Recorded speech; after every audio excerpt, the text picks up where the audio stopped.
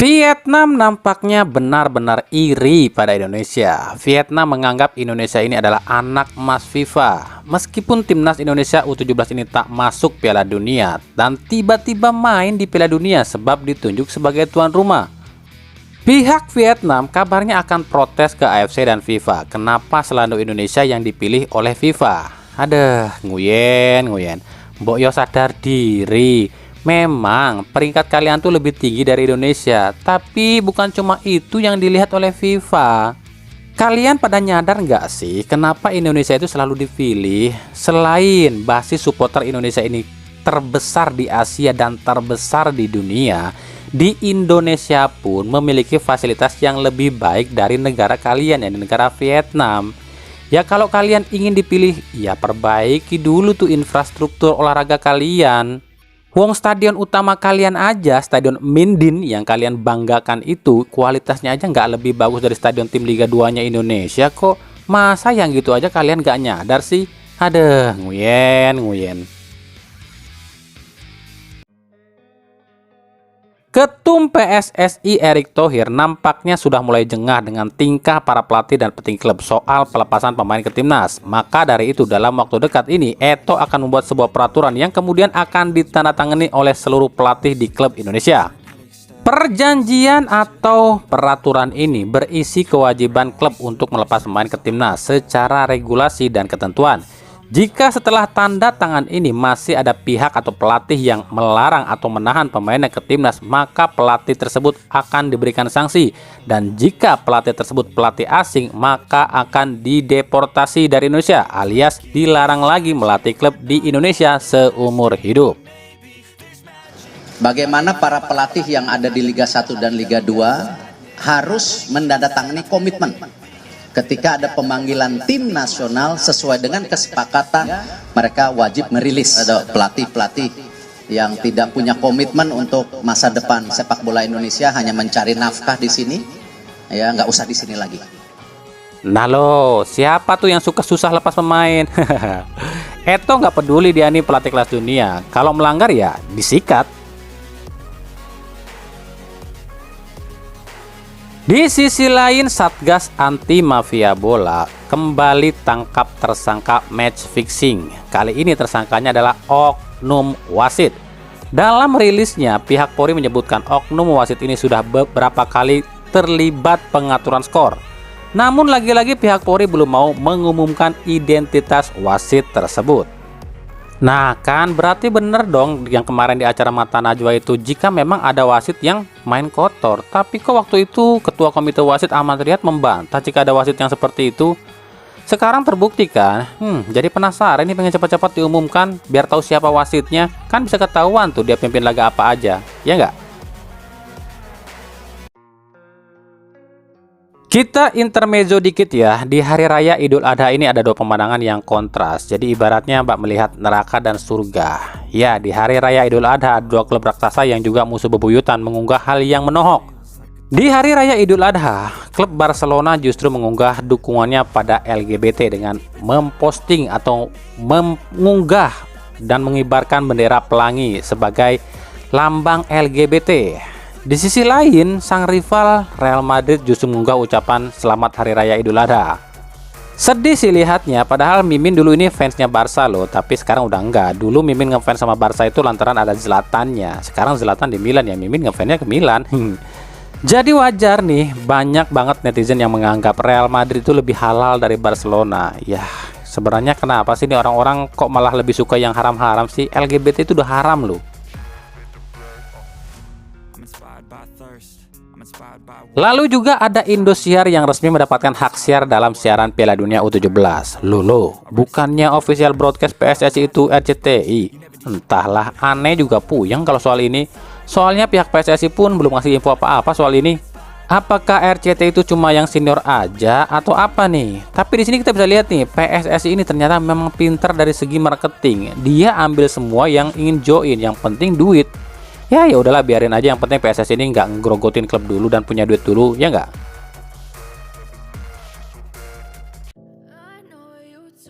Oke, kita akan bahas dikit soal Sadil Ramdhani yang katanya emosi usai dikritik warganet yang bilang kenapa Sadil kalau di klub mainnya bagus tapi di timnas mainnya jelek. Dan Sadil ini emosi dan bilang di timnas ini dia nggak dikasih keleluasaan dan menit bermain yang lebih dan jarang diturunkan gitu. Dan dia ini emosi soal katanya sih klubnya dianggap klub remeh oleh warganet. Sebenarnya kami males bahas ini, cuma banyak yang minta kami bahas ini, ya udahlah kami akan bahas dikit ya. Ini cuma pendapat kami loh ya. Jika Sadil menyalahkan STY, kenapa dia jarang diturunkan? Dan ini pun sekaligus menjawab pertanyaan banyak orang ya. Dan pelaku sepak bola, kenapa banyak orang dan pelaku sepak bola ini nggak suka sama STY? Menurut kami ini hal yang keliru. Seorang pelatih timnas itu dipilih oleh Esko PSSI. Dan Esko PSSI ini tuh dipilih oleh klub. Dan PSSI ini pun sudah sah dan diakui oleh dunia, oleh FIFA. PSSI ini mewakili 270 juta jiwa rakyat Indonesia. Jadi di sini seorang pelatih kepala timnas itu bukan cuma mewakili nama PSSI, tapi mewakili 270 juta jiwa rakyat Indonesia. Ketika seorang pelatih timnas memilih pemain tertentu, bukan rahasia umum lagi jika pelatih tersebut ingin si pemain tersebut bermain sesuai arahan dan sesuai taktik yang diberikan. Bukan lantas ketika ia ditunjuk dan dimainkan oleh pelatih, seorang pemain itu bisa seenaknya main dengan gaya dan dengan cara dia. Ketika STY menurunkan pemain, STY pasti sudah berikan instruksi, kamu nanti mainnya begini ya, kamu jangan terlalu begitu ya, dan lain-lain. Tujuannya agar taktik si pelatih ini jalan dan bisa sinkron dengan para pemain lain dan permainan tim. Jadi buat pemain, sehebat apapun skillnya, jangan sampai keluar dari taktik dan strategi yang diberikan oleh pelatih. Nah kalau ini terjadi ya otomatis permainan tim pun berantakan karena ada bagian yang nggak jalan. Kami nggak bilang ya Sadil ini over di timnas, tapi tentunya harus bisa dibedakan antara main di klub dan main di timnas. Kalau main di klub, seorang pemain ya boleh saja show up atau pamer skill sebab dia gini digaji oleh klub dan ada effort tersendiri. Sementara di timnas dia mewakili sebuah negara dan otomatis dia ini berkewajiban ataupun yang dibawa oleh dia itu bukan nama dia sendiri tapi juga nama seluruh bangsa Indonesia. Jadi buat para pemain timnas ketika bisa diberi kesempatan oleh pelatih, ikuti instruksi pelatih dan usahakan semaksimal mungkin. Jangan pernah berpikir lantaran kalian gak suka dengan pelatihnya terus kalian main seenaknya. Ya inilah yang membuat pelatih pun berpikir ulang buat masang si pemain. Jadi intinya jika seorang pelatih timnas tak memanggil pemain tersebut ke timnas atau pemain tersebut tak diturunkan oleh pelatih, itu artinya memang strategi yang tengah diterapkan oleh pelatih itu belum cocok dengan pemain tersebut. Ya itu sih pandangan kami ya.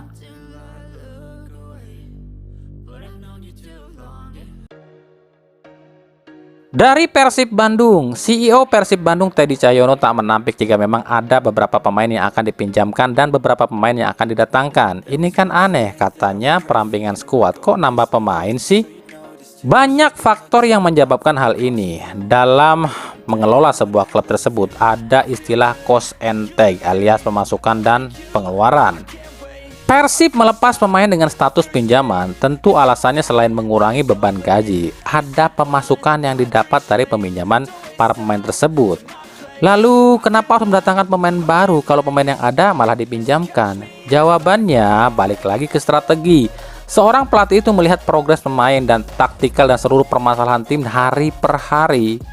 Kita ambil contoh musim lalu saat Robert Rene Albert tak merombak skuad. Permainan Persib sudah mulai terbaca sebab lawan sudah tahu kemampuan para pemain Persib. Makanya Luis Milla ini nggak mau hal itu terjadi. Dengan ditambahnya pemain baru, otomatis ada harapan gaya permainan pemain baru tersebut bisa menjadi warna tersendiri bagi Persib. Dan tentunya strategi pun bisa lebih bervariasi. Sejauh ini ada 6 nama yang terancam dilepas, yakni Jupe, Erianto, Ajis, Ansori, Ferdi, dan Reki. Tapi ini baru kemungkinan ya, kita tunggu saja hasilnya.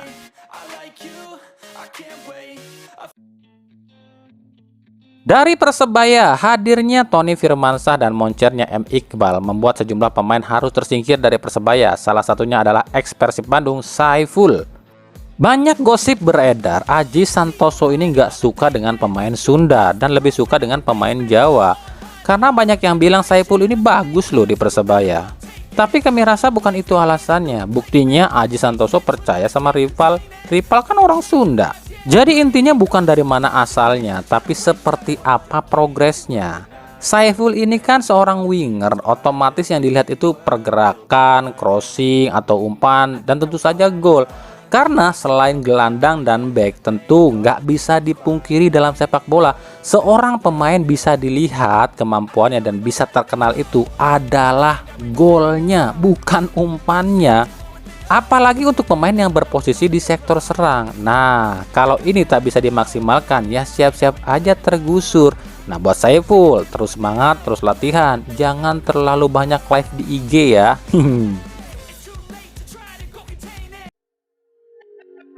Persita Tangerang nampaknya benar-benar semakin serius merombak tim. Setelah umumkan Walter Zenga yang notabene mantan legenda dunia, kini Persita pun membidik satu bintang lainnya. Ia adalah Raja Nainggolan. Zenga sendiri datang ke Persita ini asal usulan dari Erick Thohir dan Raja Nainggolan. Kini Persita pun akan mendatangkan Raja Nainggolannya langsung. Lalu apa tugas Nainggolan di Persita? Jika Zenga jadi direktur teknik, maka Nainggolan kabarnya akan jadi salah satu staf olahraga di Persita. Tentu jika di posisi atau di musim itu ada pemain asing yang kurang sesuai, maka slotnya akan diisi oleh Nainggolan. Ya, kita tunggu aja ya. Nah, untuk jersey sendiri kami no komen ya. Soalnya awalnya jersey Persita musim ini tuh bukan kayak gitu. Awalnya Persita itu bikin jersey yang klasik gitu ya, yang ada garis putihnya. Tapi entah kenapa akhirnya memilih jersey yang full ungu.